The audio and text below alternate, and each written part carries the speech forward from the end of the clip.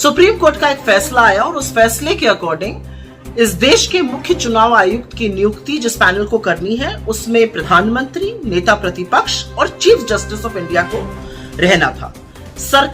मोदी सरकार ने कानून लाकर चीफ जस्टिस ऑफ इंडिया को बाहर किया और मोदी जी के पसंदीदा मंत्री, प्रधानमंत्री के पसंदीदा मंत्री उसमें रहेंगे, प्रधानमंत्री खुद रहेंगे और नेता प्रतिपक्ष रहेंगे। इसके खिलाफ सुप्रीम कोर्ट में एक याचिका दायर हुई।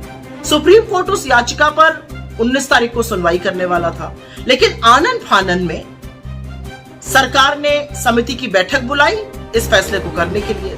समिति की बैठक में राहुल गांधी जी जो नेता प्रतिपक्ष हैं, उन्होंने मुस्तैदी से कहा कि क्योंकि सुप्रीम कोर्ट इस मामले की सुनवाई करने जा रहा है, हमें उसका इंतजार करना चाहिए और इस बैठक को लंबित कर देना चाहिए, स्थगित कर देना चाहिए। लेकिन उनके सुझाव को नरेंद्र मोदी और अमित शाह ने खारिज कर दिया और आधी रात को ज्ञानेश कुमार को इस देश का मुख्य चुनाव आयुक्त नियुक्त कर दिया गया। डिसेंट नोट नेता प्रतिपक्ष राहुल गांधी जी ने इसमें दिया था। सब जानते हैं ज्ञानेश कुमार जी अमित शाह जी के बड़े पसंदीदा नौकरशाह रहे हैं। सवाल एक है, असल में सवाल दो हैं, और सवाल यह है कि ऐसी क्या जल्दी थी? अगर सुप्रीम कोर्ट इस मामले को सुन रहा था तो उसकी सुनवाई हो जाने देते, फिर नियुक्ति करते।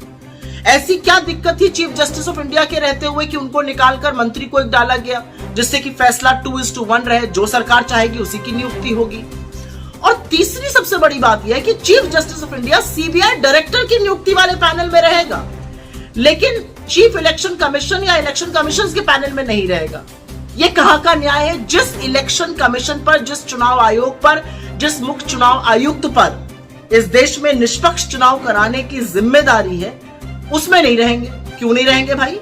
इससे क्या आपको कुछ अटपटा सा, अजीब सा नहीं लगता है? मुझे तो लगता है।